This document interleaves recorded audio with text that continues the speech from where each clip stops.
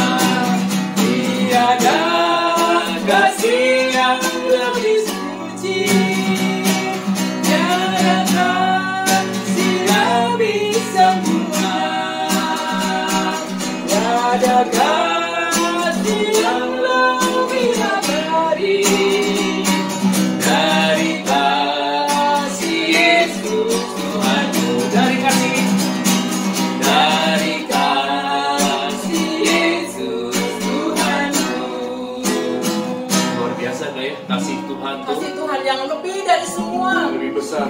yang sempurna, yang abadi. Semua orang bisa bilang mengasihi kita, tapi ketika kita sulit, kita susah, semua maunya sendiri, semua egois masing-masing. Hanya satu, kasih Tuhan.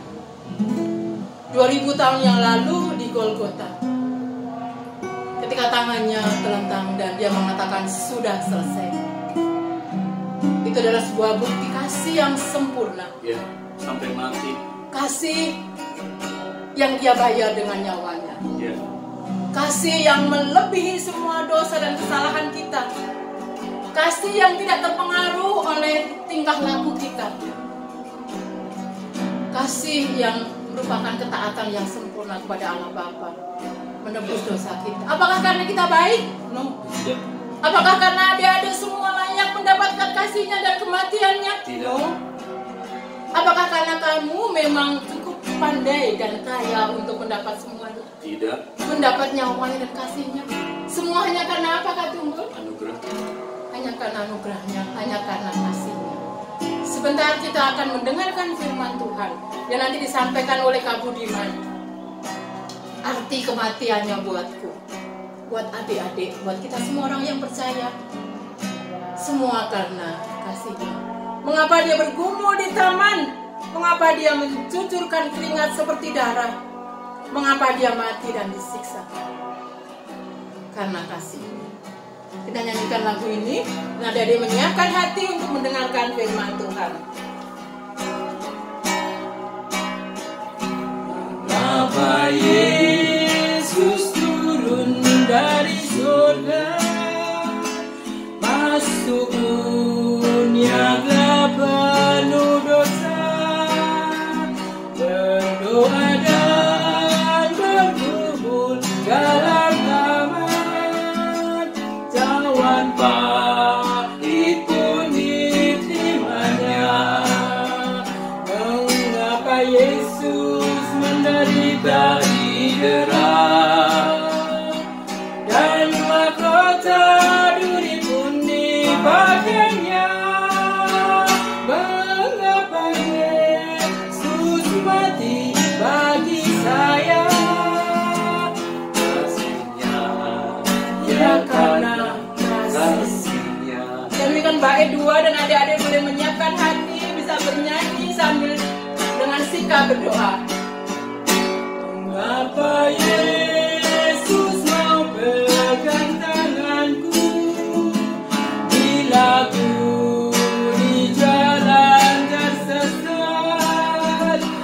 Mengapa Yesus pikul kekuatan bila jiwaku mulai tenang? Mengapa Yesus mau menanggung dosaku, beriku damai serta sukacitanya? Mengapa Yesus mau melindungiku? Mengapa, Kak? Kasihnya, ya karena kasihnya. Mengapa? Mengapa Yesus menderita di dalam, dan mahkota duri pun dipakainya?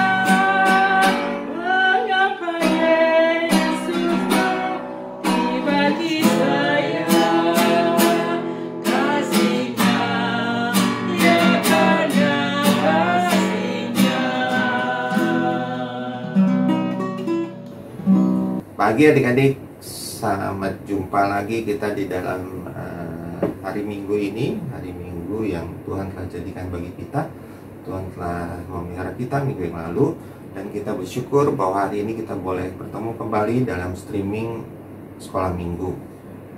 Kenapa kita lakukan streaming? Karena memang kondisi belum kondusif. Dialah kiranya kita masuk dalam doa terlebih dahulu. Mohon pimpinan Tuhan untuk penyampaian firman Tuhan hari ini. Kita masuk dalam doa. Bapa dalam surga, kembali kami datang padamu Tuhan pada pagi hari ini. Kami ucap syukur dan terima kasih atas pertolongan Tuhan dalam kehidupan kami seminggu yang lalu. Bila kiranya melalui hari Minggu ini kami boleh belajar bersama akan firman Tuhan, dan bila kiranya di dalam firman Tuhan yang akan kami dengarkan, boleh pelajari bersama. Sungguh Tuhan berkarya dalam kehidupan kami, dan kami boleh menjadi anak-anak Tuhan yang semakin hari semakin disempurnakan di dalam Kristus. Ampuni kami akan dosa dan salah kami Tuhan. Kami mengucap syukur dan terima kasih untuk semua yang Tuhan telah berikan bagi kami. Dalam satu nama Tuhan kami Yesus Kristus, Tuhan dan Juru Selamat kami. Amin. Oke, selamat pagi adik-adik. Apa kabar hari ini? Baik tentunya ya semua ya. Puji Tuhan. Ya, kita masuk dalam sekolah minggu yang tidak biasa, karena kita akan masuk dalam sekolah minggu yang melalui streaming. Nah, hari ini kita mau belajar tentang arti kematian Kristus. Adik-adik, kalau mendengar kata kematian, tentunya setiap kita tahu bahwa manusia dalam hidup ini pasti akan mati, ya. Kita semua pasti akan mati. Tapi ada kematian yang luar biasa yang dicatat oleh Kristus, oleh Tuhan Yesus, yaitu arti kematian Kristus di kayu salib. Tahu nggak adik-adik apa arti kematian Kristus di kayu salib? Yuk kita belajar sama-sama. Di dalam Yesaya 53 jelas sekali di situ dicatat nubuatan tentang kedatangan Tuhan Yesus. Nubuatan tentang Sang Juru Selamat yang akan datang ke dalam dunia. Untuk apa? Untuk keselamatan kita, untuk menyelamatkan kita, anak-anaknya yang dikasihinya. Adik-adik, usia Tuhan Yesus sejak dia mulai pertama kali berkarya dalam hidup ini, dia mulai pada usia 30 tahun. Usia masih relatif sangat muda, dan juga berakhir di kayu salib sekitar 3,5 tahun kemudian. Adik-adik, usia yang masih relatif muda, Tuhan sudah disalibkan. Tapi kematian Tuhan Yesus bukan kematian yang sia-sia. Kematian Tuhan Yesus adalah kematian yang menyelamatkan kita. Dalam 3,5 tahun Tuhan Yesus berkarya, itu disebut sebagai the story of the passion of Christ. Ya, the story of the passion of Christ. Itu jelas sekali, padat sekali dalam 3,5 tahun itu karya-karya Tuhan Yesus bagi kita. Nah, mengapa Yesus mau disalibkan? Karena dia mengasihi kita. Kan kita belajar tentang 4 hal penting di kayu salib. Ya, yang pertama, artinya adalah penggantian. Yesus disalibkan untuk mengganti kita. Kenapa? Karena kita sudah berdosa. Di dalam 2 Korintus 5 ayat 21 dikatakan, dia yang tidak mengenal dosa telah dibuatnya menjadi dosa karena kita, supaya dalam dia kita dibenarkan oleh Allah. Dia yang tidak mengenal dosa telah dibuatnya menjadi dosa karena kita, supaya kita dibenarkan Allah di dalam dia. Luar biasa adik-adik ya. Tuhan Yesus di kayu salib, mati di salib, menggantikan kita loh. Kita yang sebenarnya harus menerima hukuman dosa, itu mau. Nah, arti yang penting yang kedua yaitu pendamaian. Di dalam Roma 3 ayat 25 dikatakan, Kristus Yesus telah ditentukan Allah menjadi jalan pendamaian karena iman dalam darahnya. Hal ini dibuatnya untuk menunjukkan keadilannya, karena ia telah membiarkan dosa-dosa yang telah terjadi dahulu pada masa kesabarannya. Arti penting yang ketiga yang kita pelajari hari ini adalah perukunan. Ya, di dalam Kolose 1 ayat 20 dikatakan, dan oleh dialah ia memperdamaikan segala sesuatu dengan dirinya, baik yang ada di bumi maupun yang ada di surga, sesudah ia mengadakan pendamaian oleh darah salib Kristus. Kasih yang begitu besar adik-adik. Ya, dia menggantikan kita. Dia menjadi jalan damai kita dengan Allah Bapa. Dia yang merukunkan kita kembali. Dan arti yang keempat yaitu perukunan. Di dalam 2 Korintus 5 ayat 15 dikatakan, dan Kristus telah mati untuk semua orang, supaya mereka yang hidup tidak lagi hidup untuk dirinya sendiri, tetapi untuk Dia yang telah mati dan telah dibangkitkan untuk mereka. Jelas sekali di sini dikatakan bahwa Kristus mati untuk semua orang, untuk kita, Dan hidup kita bukan untuk diri kita lagi. Ya, adik-adik, hidup kita bukan untuk diri kita lagi, tapi untuk Dia, untuk Yesus. Jadi, kan ada lagu yang katakan, hidupku bukannya aku lagi. Ya, jelas sekali di situ dikatakan. Adik-adik, kembali lagi tentang penyaliban Kristus. Yesus disalib, padahal Dia tidak bersalah.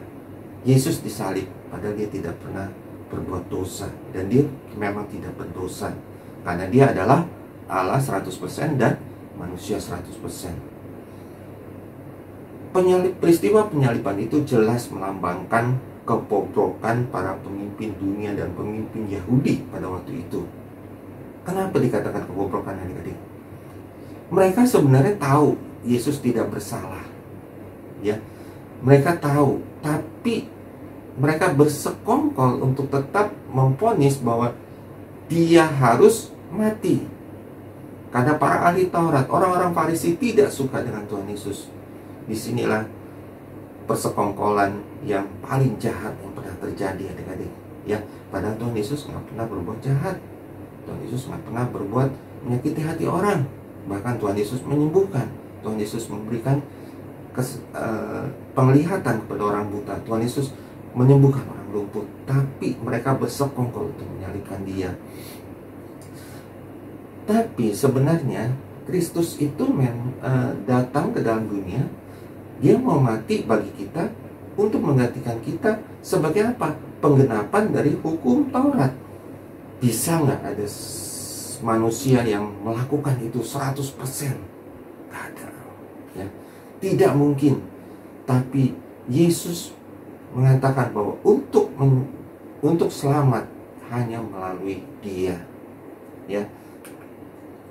Kemudian yang berikutnya, Kristus telah mendamaikan kita dengan Allah.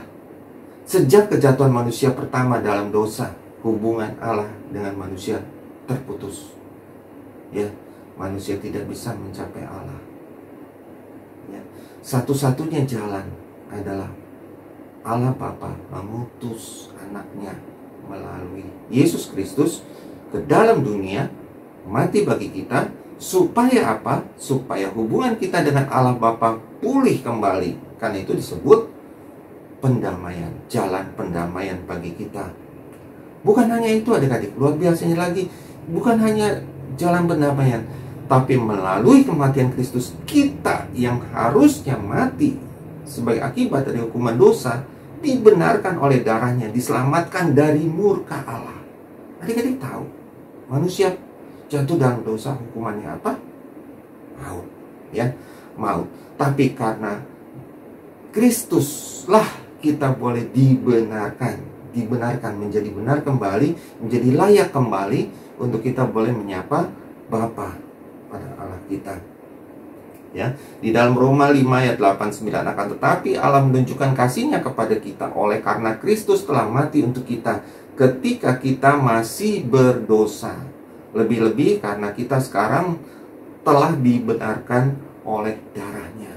Jadi kita sudah dibenarkan oleh darahnya, kita pasti akan diselamatkan dari murka Allah. Luar biasa, adik-adik ya. Di dalam kalimat terakhir dari firman Tuhan di Roma 5 ayat 8-9 katakan, kita pasti akan diselamatkan dari murka Allah. Bukan kita mudah-mudahan loh, adik-adik.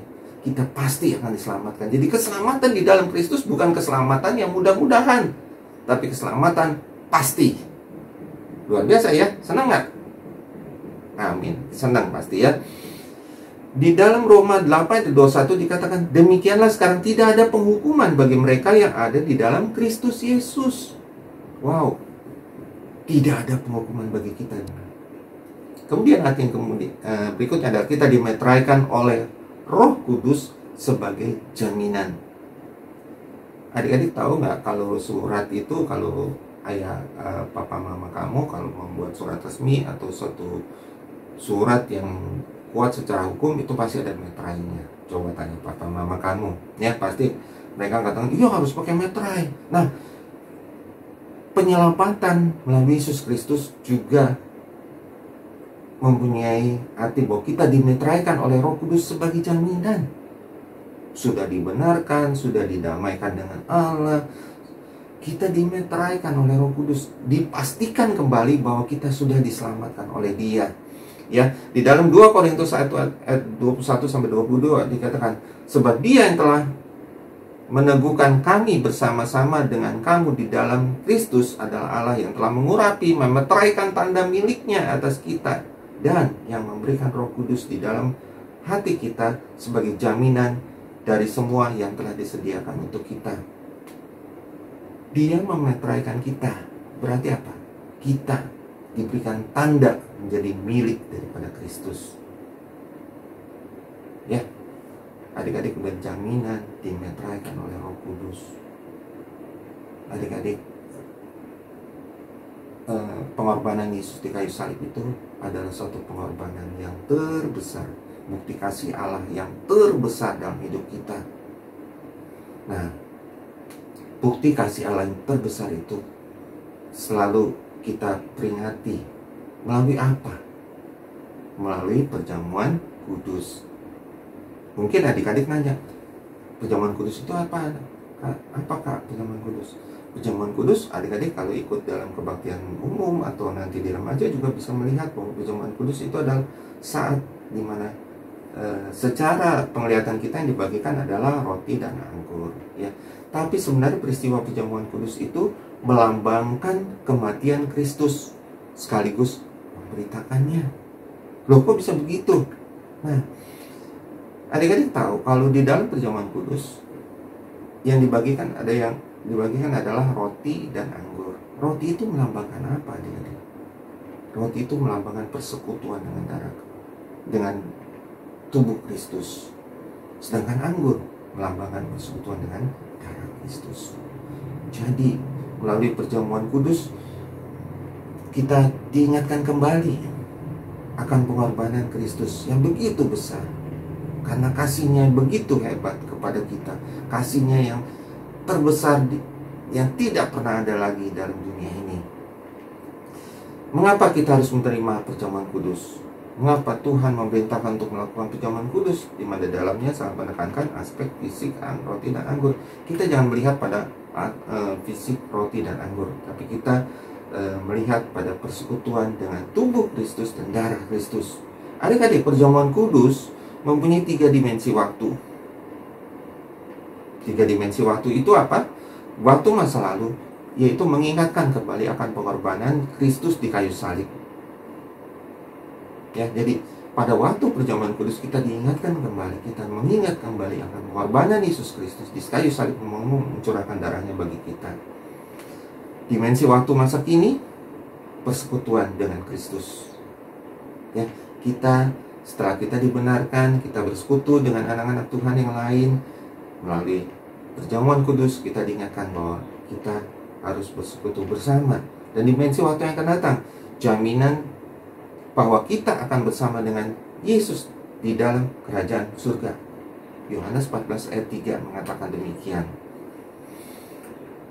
Perjamuan kudus adalah lambang persekutuan kita dengan Kristus. Kita adalah jemaatnya, tubuhnya Kristus sebagai kepala jemaat.